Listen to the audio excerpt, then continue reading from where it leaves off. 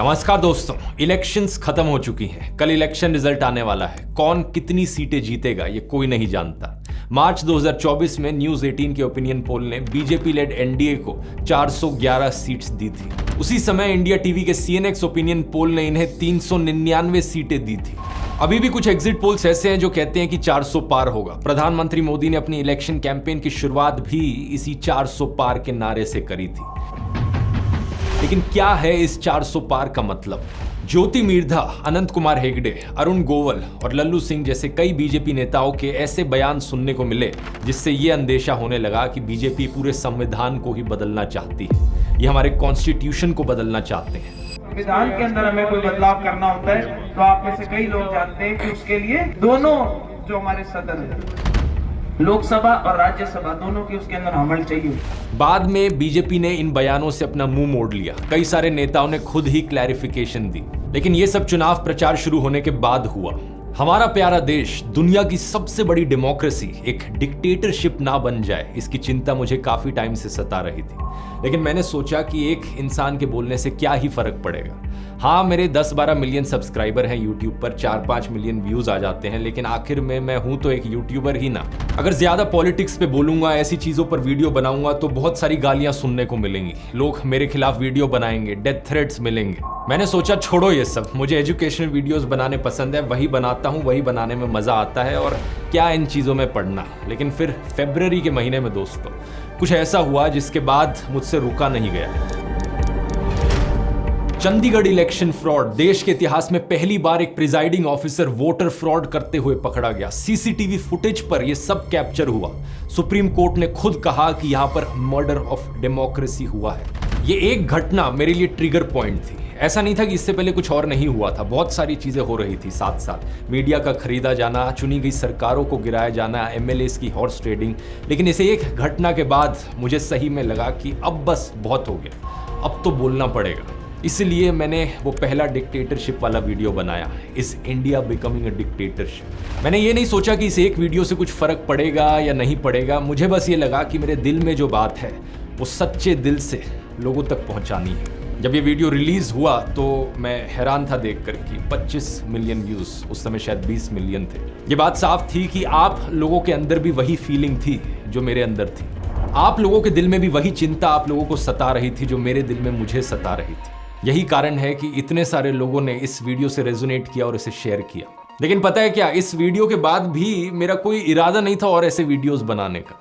यह सिर्फ इत्तेफाक की बात थी कि इस वीडियो के आने के बाद दो और ऐसी घटनाएं घटती हैं। पहला, अरविंद केजरीवाल का अरेस्ट किया जाना और दूसरा, कांग्रेस के बैंक अकाउंट्स को फ्रीज किया जाना। अब कुछ लोग कहेंगे कि इन दोनों घटनाओं में गलत ही क्या हुआ, जो कानूनी प्रक्रिया थी सिर्फ उसे ही तो फॉलो किया जा रहा था। लेकिन सच्चाई आप भी जानते हो, मैं भी जानता हूं। ये जो एलिजिड लीकर स्कैम का केस था, किसके एलिगेशन के बल पर केजरीवाल को जेल में डाला गया था? एक ऐसा बंदा जिसकी कंपनियों ने करोड़ों रुपए का इलेक्टोरल बॉन्ड का चंदा डोनेट किया था बीजेपी को। और कांग्रेस को सालों पुरानी छोटी सी बात की ऐसी सजा दी जा रही थी जिससे कि उनकी सारी चुनावी कैंपेन ही क्रिपल हो जाए। एनीवेज, बात यह है कि मैं ये देखकर हैरान हो गया कि जो बात मैंने अपने पहले वीडियो में कही थी वो बात सच साबित होती जा रही थी। इस पॉइंट ऑफ टाइम के बाद से मुझे लगा कि कोई और कुछ करे या ना करे, लेकिन मैं अपनी तरफ से पूरी कोशिश करूंगा लोगों को जागरूक करने की। लेकिन ये कोशिश एक पहाड़ चढ़ने से भी मुश्किल थी। एक ऐसे दौर में जहां सभी टीवी चैनल्स गोदी मीडिया बन चुके हैं, हिंदी के ज्यादातर अखबार बिक चुके हैं, व्हाट्सएप माफिया तो लोगों के फोन में घुस चुका है। एक यूट्यूब चैनल क्या ही कर लेगा इन सब चीजों के खिलाफ। लेकिन फिर भी मुझे लगा कुछ फर्क पड़े ना पड़े, अब बोलना जरूरी है। भगवत गीता का एक श्लोक ध्यान में आया जिसकी बात मैंने फर्स्ट वीडियो में भी करी थी, अध्याय 2 श्लोक 47, जहां श्री कृष्ण कहते हैं कि कर्म करो, फल की चिंता मत करो। फल के बारे में ऑब्सेस्ड होना बंद करो, क्योंकि उस पर तुम्हारा अधिकार नहीं है। हालांकि इसका मतलब यह भी नहीं कि तुम निष्क्रिय हो जाओ, तुम वो करो जो तुम्हें करना चाहिए। मैंने भगत सिंह के बारे में सोचा जब उन्हें फांसी पर चढ़ाया जा रहा था। क्या ये ख्याल उनके दिमाग में आया होगा कि मेरे फांसी पर चढ़ने का नतीजा क्या होगा? क्या वो इस चीज को सोच रहे होंगे कि जब मुझे फांसी पर चढ़ाया जाएगा तो इसके बाद हमारे देश को आजादी मिल जाएगी? क्या सही में हमें आजादी मिलेगी? क्या मेरी कुर्बानी देने से क्या सही में अंग्रेज देश को छोड़ के चले जाएंगे? ये सब नहीं सोचा था उन्होंने। उन्होंने अपनी कुर्बानी दी साल 1931 में। आज़ादी मिली हमें 1947 में, यानी आज़ादी में अभी भी 16 साल और लगने थे। वो इस बात को जानते थे कि अपनी जान की कुर्बानी देकर भी कोई गारंटी नहीं है कि आज़ादी मिलेगी ही। और गारंटी तो छोड़ो, उस वक्त कोई उम्मीद भी नहीं थी आज़ादी मिलने की, लेकिन फिर भी जो सही चीज़ थी उन्होंने वो करी। उनका फोकस बस सही कर्म करने पर था, अपना धर्म निभाने पर था। उन्होंने भी कभी फल की नहीं सोची। इस फोटो को देखिए, मैंने इस बंदे के बारे में सोचा जब सारी भीड़ वहां पर हिटलर वाला नाजी सल्यूट कर रही थी। ये बंदा जिसका नाम था ऑगस्ट लांडमैसर, ये हाथ मोड़ कर खड़ा था, सल्यूट करने को राजी नहीं। जूम करके जरा इसका एक्सप्रेशन देखो चेहरे पर, कितने कॉन्फिडेंस के साथ रेजिस्ट कर रहा है। इवन दो ये इकलौता था वहां पर जो ये सल्यूट नहीं कर रहा था। क्या इसने ये करने से पहले सोचा होगा कि अगर मैं पूरी भीड़ में इकलौता बंदा हुआ जिसने ये वाला सल्यूट नहीं किया तो मेरे साथ क्या होगा, इसका नतीजा क्या होगा, मेरे एक अकेले इंसान के से ये सल्यूट ना करने से क्या हो जाएगा? हिटलर की तानाशाही खत्म हो जाएगी क्या अकेले बंदे से? ना, इसने भी फल की नहीं सोची। इसने बस सोचा कि जो सही है मुझे वो करना है। इन्हीं चीजों से प्रेरणा लेते हुए मुझे लगा कि मुझे भी जो सही चीज है वो करनी चाहिए। देश के लोकतंत्र के लिए और देश के संविधान के लिए आवाज उठाना, ये सही चीज है। एक ऐसे देश के लिए आवाज उठाना जिसके लिए पता नहीं कितने लाखों लोगों ने अपनी कुर्बानी दी। भगत सिंह, सुभाष चंद्र बोस, महात्मा गांधी, सरदार पटेल, पंडित जवाहरलाल नेहरू। क्या सोचेंगे हमारे फ्रीडम फाइटर्स देश की आज ये हालत देखकर? इसलिए मुझे लगा कि बोलना जरूरी है। अगर कल को ऐसा हुआ कि बीजेपी 400 सीट जीत गई और जो मेरा डर था वो सही में हकीकत बन गया, सही मायनों में देश एक कंप्लीट डिक्टेटरशिप बन गया, तो मैंने सोचा कल को अगर कोई मेरा बच्चा होगा वो मुझसे क्या पूछेगा देश की ये हालत देख कि पापा आप कहाँ थे जब देश डिक्टेटरशिप की ओर गिरता जा रहा था, आपने कुछ किया क्यों नहीं? और मैं क्या कहूँगा कि मैं अपनी जॉब में बिजी था, मुझे इन सब चीज़ों की नहीं पड़ी थी। मैं बस अपने करियर पर फोकस कर रहा था, पैसे कमाने पर फोकस कर रहा था। लेकिन नहीं, अब मैं कह सकता हूं कि बेटा मैंने तो अपनी तरफ से पूरी जी जान लगा दी थी। मैं आखिरी दम तक लड़ा था। शायद मेरी कोशिश नाकाम रही, लेकिन मैं आखिर तक खड़ा रहा देश के लोकतंत्र की आवाज उठाने के लिए। और पता है क्या, मैं अकेला नहीं था। मेरे साथ इसी कोशिश में देश के करोड़ों लोग और खड़े थे। पिछले 1-2 महीने में रिलीज किए गए ये वीडियोस इतिहास के पन्नों में हमेशा एक सबूत बनकर रहेंगे। 21 million YouTube subscribers, almost 70 million unique viewers पिछले 90 दिन में सिर्फ यूट्यूब पर ही। इसके मायने समझ रहे हो? ऑलमोस्ट 7% एलिजिबल वोटर्स को हमने सिर्फ इस एक यूट्यूब चैनल के जरिए ही रीच आउट कर लिया। आप में से कई लोग सोचोगे हमारे इस मिशन 100 करोड़ का क्या रिजल्ट रहा। अब एक्चुअली में नाप तोल कर ये बताना बहुत मुश्किल है कि कितने लोगों तक हम रीच आउट करें। ये जो स्टैटिस्टिक है ये सिर्फ YouTube की है। इसके अलावा ट्विटर, इंस्टाग्राम, फेसबुक, व्हाट्सएप, आप लोगों ने इतनी बार इन वीडियोस को शेयर किया। मेरा अंदाजा है कि कम से कम हम करीबन 20 से 25% वोटर्स तक तो जरूर पहुंचे होंगे। और इस सब का क्रेडिट जाता है आप लोगों को। और इससे पहले कि यहाँ कोई नया फर्जी क्लेम उठाए कि ये सारे तो बॉट्स हैं या पाकिस्तानी लोग हैं जो चैनल को सब्सक्राइब कर रहे हैं, देख रहे हैं, मैं आपको अपनी ऑडियंस की स्टैटिस्टिक्स भी दिखाना चाहूँगा। 80% से ज़्यादा व्यूअर्स इंडिया से हैं। ये बात सच है कि कुछ परसेंटेज व्यूअरशिप पाकिस्तान, नेपाल, बांग्लादेश जैसी नेबरिंग कंट्रीज से भी है, लेकिन 90% से ज़्यादा लोग जो इन वीडियोज़ को देख रहे थे वो इंडियंस थे, या तो इंडिया में रहने वाले या इंडिया के बाहर रहने वाले। और मैं इतना बेवकूफ़ नहीं हूं कि पैसे बर्बाद करूंगा बॉट्स खरीदने में या फिर पेड कमेंट्स खरीदने में। तो जितने भी कमेंट्स आपने वीडियोस पर देखे, जितने भी लाइक्स, जितने भी व्यूज़ आप वीडियोस पर देख रहे हो, ये सब के सब 100% असली लोग हैं। इस संघर्ष में जितनी कोशिश मैंने की है उससे कहीं ज़्यादा कोशिश आप लोगों ने करी है। एक कमेंट मैंने देखा जिसमें आप में से किसी ने लिखा था कि आपने 850 लोगों को मेरा एक वीडियो फॉरवर्ड किया व्हाट्सएप पर। एक आदमी की रिसेंटली वीडियो देखी जो क्रिकेट स्टेडियम में बैठकर हमारे वीडियोस देख रहा था। कई सारे ग्राउंड इंटरव्यूज में मैंने लोगों के मुंह से अपना नाम सुना। ये देखकर खुशी हुई कि बच्चे भी सरकार के झूठे दावों को एक्सपोज कर रहे थे। एक वीडियो में ईडी की वेपनाइजेशन की बात करता है कोई लड़का, तो यूट्यूब रिपोर्टर उनसे पूछते हैं कि तुम्हें इतना कैसे पता चला? तो उन्होंने कहा ध्रुव राठी के वीडियोस देखकर पता चला। आपने कहा ईडी, आपको इतनी कैसे नॉलेज है? ईडी पता है आपको क्या होता है? जब आप एक ध्रुव राठी का वीडियो देख लोगे ना, आपको समझ में आ जाएगा। बॉलीवुड के कई सेलिब्रिटीज हैं जिन्होंने मुझे मैसेज करके बताया कि वो कितना इंस्पायर्ड फील किए इन वीडियोस को देखकर। एक एक्टर ने मुझे बताया जिस दिन मुंबई में वोटिंग थी उस दौरान उनकी लखनऊ में फिल्म की शूटिंग चल रही थी, लेकिन हमारे प्रयास को देखकर वो इतने प्रभावित हुए कि उस दिन उन्होंने रिटर्न फ्लाइट बुक करा ली। कई फॉरेन में रहने वाले लोगों ने मुझे यही चीज़ लिखकर बताई कि सिर्फ मेरे वीडियोस को देखकर वो इतना मोटिवेट हुए वोट करने को कि वो फ्लाइट पकड़कर आ गए सिर्फ वोटिंग के लिए। दूसरी तरफ किसी ने बताया कि उनके एक दोस्त ने दफ्तर से छुट्टी ले ली और प्रोजेक्टर लेकर हरियाणा और राजस्थान में चले गए। गांव-गांव में लोगों को ये वीडियो दिखाने लगे प्रोजेक्टर के जरिए। राजस्थान, वेस्ट बंगाल, महाराष्ट्र जैसी कई स्टेट्स में ऐसे नज़ारे देखने को मिले जहां पर इन वीडियोस को पब्लिक में प्ले किया गया।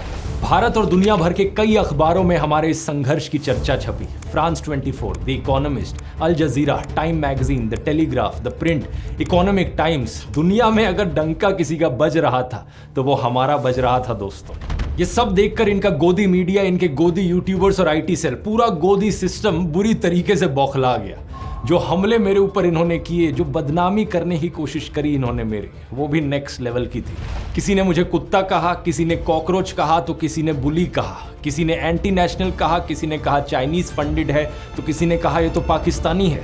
जाने कितने झूठे इल्जाम लगाए गए और कितने ही वीडियोस इन लोगों ने मेरे ऊपर बनाए। जब मैंने वीडियोस बनाने अपने शुरू किए थे, मैंने एक्सपेक्ट तो किया था कि बैकलैश आएगा, लेकिन इतने ऑर्गेनाइज्ड तरीके से ये लोग मेरे ऊपर अटैक करेंगे ये एक्सपेक्ट नहीं किया था। तेलंगाना का एक ये वीडियो सामने आया जहां बीजेपी के कुछ मेंबर्स प्लानिंग कर रहे थे कि मुझे कैसे रोका जाए। तो उनमें से एक कहते हैं कि ये ध्रुव राठी हमेशा फैक्चुअली करेक्ट होता है, कॉन्स्टिट्यूशनली हमेशा करेक्ट होता है, इसके वीडियोस किसी भी यूट्यूब रूल्स को नहीं तोड़ते, तो कैसे काउंटर करा जाए इसे।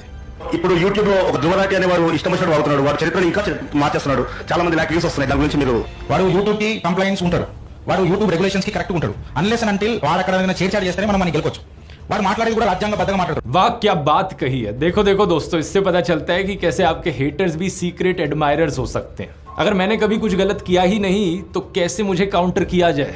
ये कहते हैं कि प्लान है इसके खिलाफ झूठी खबरें फैलाओ, झूठी खबरें फैलाओ कि जैसे ध्रुव राठी ने झूठ बोला हो कि प्रधानमंत्री मोदी, बीजेपी के कुछ मेंबर्स प्लानिंग कर रहे थे कि मुझे कैसे रोका जाए। तो उनमें से एक कहते हैं कि ये ध्रुव राठी हमेशा फैक्चुअली करेक्ट होता है, कॉन्स्टिट्यूशनली हमेशा करेक्ट होता है, इसके वीडियोस किसी भी यूट्यूब रूल्स को नहीं तोड़ते, तो कैसे काउंटर करा जाए इसे। ఇప్పుడు యూట్యూబ్ లో ఒక ధ్రువరాటి అనే వాడు ఇష్టం వచ్చినట్టు వాడుతున్నాడు, వాడు చరిత్రను ఇంకా మార్చేస్తున్నాడు, చాలా మంది లాక్ వ్యూస్ వస్తున్నాయి, దాని గురించి మీరు వాడు యూట్యూబ్ కి కంప్లైంట్స్ ఉంటాడు, వాడు యూట్యూబ్ రెగ్యులేషన్స్ కి కరెక్ట్ ఉంటాడు, అన్లెస్ అండ్ అంటిల్ వాడు అక్కడ ఏదైనా చేర్చాడు చేస్తేనే మనం గెలుకోవచ్చు। వాడు మాట్లాడేది కూడా రాజ్యాంగబద్ధంగా మాట్లాడతాడు। वाह क्या बात कही है। देखो देखो दोस्तों, इससे पता चलता है कि कैसे आपके हेटर्स भी सीक्रेट एडमायरर्स हो सकते हैं। अगर मैंने कभी कुछ गलत किया ही नहीं तो कैसे मुझे काउंटर किया जाए। ये कहते हैं कि प्लान है इसके खिलाफ झूठी खबरें फैलाओ, झूठी खबरें फैलाओ कि जैसे ध्रुव राठी ने झूठ बोला हो कि प्रधानमंत्री मोदी सनी लियोनी को मंत्री बनाने वाले हैं। అంటే సన్నీ లియోని నెక్స్ట్ నరేంద్ర మోడీ కేబినెట్ లో మహిళా శిశు సంక్షేమ శాఖకు మంత్రిగా చేస్తున్నారని ధ్రువ రాఠీ చెప్పిందని చెప్పారు। वाह क्या प्लान बनाया है, यानी कि फेक न्यूज फैलाओ कि ध्रुव राठी ने फेक न्यूज फैलाई है। दोस्तों, मैं अक्सर बात करता हूं अपने वीडियोस में आर्टिफिशियल इंटेलिजेंस और चैट जीपीटी की। इन लोगों ने वहां भी कसर नहीं छोड़ी, डीप फेक का इस्तेमाल किया मेरे खिलाफ एक झूठी खबर फैलाने के लिए। किसी ने ये झूठी ऑडियो क्लिप डाली जिसमें मेरी आवाज को इमिटेट करने की कोशिश करी गई है, ऐसा दिखाने की कोशिश करी गई कि मैं फोन कॉल पर किसी पॉलिटिशियन से बात कर रहा था और पैसे मांग रहा था। Don't worry, I am with you, आप चिंता न करो। आई एम वार्निंग यू, तुम्हारे साथ भी ऐसे ही करेंगे। तुम्हारा पैसा टाइम पे मिलता है। हाँ, मुझे तो यूके से आता है ना, मेरा चैनल क्लियर है। Please, no need to defend them on this. No need. I'll call you, मैं बात करता हूँ आपसे। देखो किस हद तक ये चले गए मुझे बदनाम करने के लिए। ऊपर से जो रेगुलर वीडियोस इनके आ रहे हैं जहाँ पे मुझे इंसल्ट किया जाता है, कभी कुत्ता बोलकर, कभी कॉकरोच बोलकर, तो कभी बुली बोलकर। कोई झूठी खबर फैलाता है कि मैंने किसी को मरवा पिटवा दिया, तो कोई झूठी खबर फैलाता है कि मेरा एक सीक्रेट व्हाट्सएप ग्रुप है जहां पे मैं लोगों को ट्रोल करता हूं, जहां पे बॉट्स भेजे जाते हैं, हमारा एक ऑर्गेनाइज्ड ग्रुप है। कुछ भी ऐसा नहीं है दोस्तों, कोई सीक्रेट टेलीग्राम ग्रुप नहीं है, कोई सीक्रेट फेसबुक व्हाट्सएप ग्रुप नहीं है। जो है वो पब्लिकली आपको दिखता है। व्हाट्सएप पर एक पब्लिक चैनल है जिस पर मैं पोस्ट करता हूं ओपनली। दैनिक जागरण जैसा अखबार तक मेरे खिलाफ झूठी खबर फैलाने लगा कि मेरी चाइना से फंडिंग आती है। बताओ जरा, मैं कभी बॉयकॉट चाइना करके वीडियोस बनाता अगर मेरी चाइना से फंडिंग आ रही होती तो। ये वही अखबार है जिसको मैंने पहले भी अपने एक वीडियो में एक्सपोज किया है। इतनी झूठी खबरें छापते हैं ये। एक बार ऐसे ही इन्होंने इंडियन आर्मी के बारे में भी फेक न्यूज फैलाई थी, खुद हमारी आर्मी ने उस फेक न्यूज को डिबंक किया था। ऐसे ही इस अखबार ने किसानों के बारे में फेक न्यूज फैलाई थी कि किसानों की रैली में पाकिस्तान जिंदाबाद के नारे लगे। इस खबर को छापते वक्त इन्होंने अपने पैरा में यह भी लिख रखा था कि हालांकि इस खबर की पुष्टि नहीं हो पाई है। इसका क्या तुक बना, मतलब फिर खबर छापते ही क्यों हो जब इसकी पुष्टि नहीं हो पाई है। तो ऐसे तो मैं भी कह दूं कि दैनिक जागरण का जो मालिक है वो एक आतंकवादी है, हालांकि इस खबर की पुष्टि नहीं हो पाई है। नहीं, मेरे बारे में भी तुम लोगों ने यही लिखा है ना, चीन से फंडिंग की आशंका। मैं भी कह देता हूं, जागरण अखबार की पाकिस्तानी आतंकवादी से फंडिंग की आशंका। हालांकि इस खबर की पुष्टि नहीं हो पाई है। ऐसी हरकत इनके गोदी यूट्यूबर्स भी करते हैं। कुछ भी बेबुनियाद आरोप ये मेरे ऊपर लगा देंगे, कहीं से कहीं कोई कनेक्शन जोड़ देंगे और फिर सारी जिम्मेदारी मेरे सर पर आ जाती है। भाई इन्होंने तो ये आरोप लगाया है, अब मेरा डिफेंस क्या है? मतलब मैं यही काम रह गया मेरे पास, दिन भर बैठ के इनकी फेक न्यूज को ही बस्ट करते रहो। इधर ये झूठी खबर, उधर वो झूठा आरोप। मतलब हर हफ्ते मैं इनके झूठे आरोपों का ही जवाब देता रहूं। मशहूर लेखक सहादत हसन मंटो की एक लाइन याद आती है, कोठे की एक तवायफ और एक बिका हुआ पत्रकार एक ही श्रेणी में आते हैं, लेकिन इनमें से तवायफ की इज्जत ज्यादा होती है। ये बात बिल्कुल सही है, क्योंकि एक तवायफ तो सिर्फ अपने शरीर को बेचती है, ये बिके हुए लोग अपने जमीर को बेचते हैं, अपनी आत्मा को बेचते हैं, अपने देश को बेचते हैं। ये लोगों के मुद्दों की हत्या करते हैं और देश के साथ दगा करते हैं।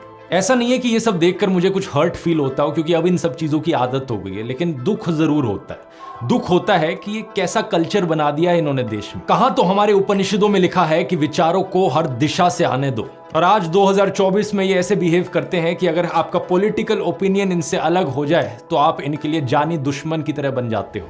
एक डेस्परेशन है इनकी तरफ से कि अगर किसी का विचार इनसे नहीं मिलता हो तो उसे किसी ना किसी तरीके से देशद्रोही दिखा दो, फॉरेन फंडेड दिखा दो। कई बारी तो मुझे बड़ा अनरियल सा लगता है ये सब देखकर। देश में ध्रुवीकरण नहीं होना चाहिए, न सांप्रदायिक आधार पर, न जातीय आधार पर, न राजनीति ऐसे दो खेमों में बंटनी चाहिए कि जिनमें संवाद न हो, जिनमें चर्चा न हो। लेकिन सच बात पता है क्या है दोस्तों, आपकी तरफ से इतना सारा प्यार, इतना सारा सपोर्ट मुझे मिला कि इनकी कोई भी झूठ की दुकान टिक नहीं पाई।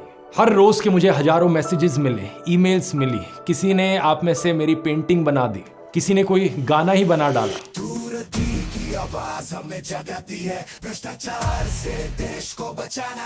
लाखों लोगों का लव और रिस्पेक्ट मिला। लोगों ने एडिट्स बनाए, किसी ने मुझे डेमोक्रेसी का फोर्थ पिलर कहा, किसी ने रेवोल्यूशनरी कहा। इसलिए आपके इन लाखों कॉम्प्लीमेंट्स के बीच गोदी इकोसिस्टम के सभी अटैक्स फेल रहे हैं। चरण वंदना करने वाले लोग डेली बेसिस पर अपनी बदतमीजी का सबूत देते रहे और हम देश के मुद्दों पर बात करते रहे। बेरोजगारी पर वीडियोस बनाए, किसानों के मुद्दे उठाए, इलेक्टोरल बॉन्ड स्कैम पर बात करी, फार्मा स्कैम की बात करी, खाने में डलने वाले मसालों की बात करी, व्हाट्सएप यूनिवर्सिटी के चारों डिपार्टमेंट्स को पूरी तरीके से तबाह कर दिया। इसी तरह से हमारा मिशन 100 करोड़ चलता रहा। ये मेरे अकेले का मिशन नहीं था, ये हम सब का मिशन था। हर एक उस भारतीय का मिशन है जो देश की फिक्र करता है, जो देश को बेहतर बनते हुए देखना चाहता है, जो आम लोगों के बेहतर भविष्य की फिक्र करता है। और कल चुनाव का नतीजा चाहे जो भी हो, लेकिन कोई भी हमसे ये एहसास। Thank you. Received Paytm payment of 8 અરે અરે સાંભળ, rupees. કોયલ કરતા પણ મધુર છે આ અવાજ. આદત પાડી લે. હવે આખો દિવસ સંભળાશે. પાકું? પાક્કું. ઇન્ડિયા જ્યારે પણ ફ્યુચર પ્લાન બનાવશે, અમને તેમની વચ્ચોવચ મેળવશે. આગળ પણ પેટીએમ તમારો આમ જ સાથ નિભાવશે. पेटीएम करो.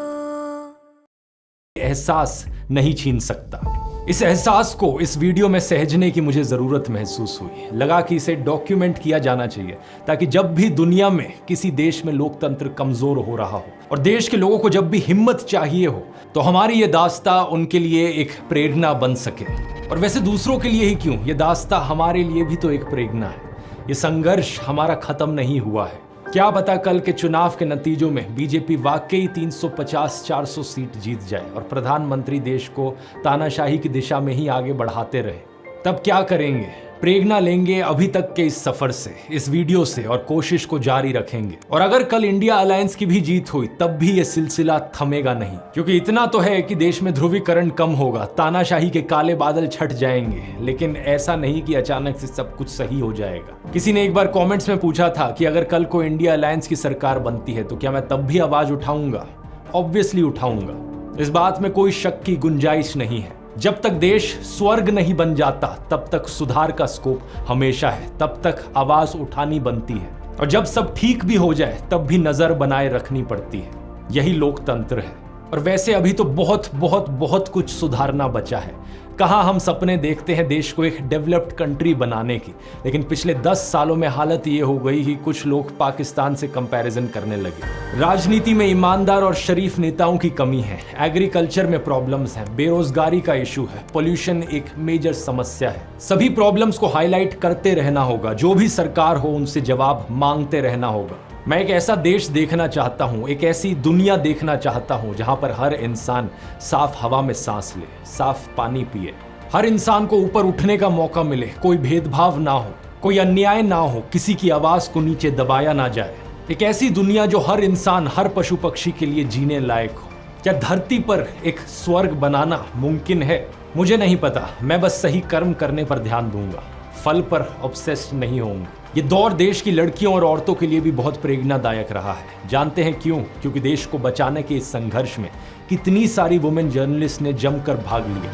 पूनम अग्रवाल, मनीषा पांडे, निधि सुरेश, आरफा खानम शेरवानी, फे डिसूजा, मीना कोटवाल, सर्फप्रिय सांगवान, प्रज्ञा मिश्रा, फातिमा खान, मीरा देवी, कुमकुम बिनवाल और भी जाने कितनी सारी जर्नलिस्ट, केवल मेट्रो सिटीज में ही नहीं बल्कि ऑन ग्राउंड लोकल रिपोर्टर्स भी। पत्रकारों के अलावा वुमेन इन्फ्लुएंसर्स ने भी एक अहम रोल निभाया। डॉक्टर मेडूसा, रैंटिंग गोला, कबीरान, गरिमा, नेहा सिंह राठौड़, किसी ने जोशीले अंदाज में अपनी बात रखी तो किसी ने सैटायर में, तो किसी ने गाकर। जो on ground public reaction videos होते हैं उनमें कितनी ही औरतें बड़े कॉन्फिडेंस से बोलती हुई दिखाई दी।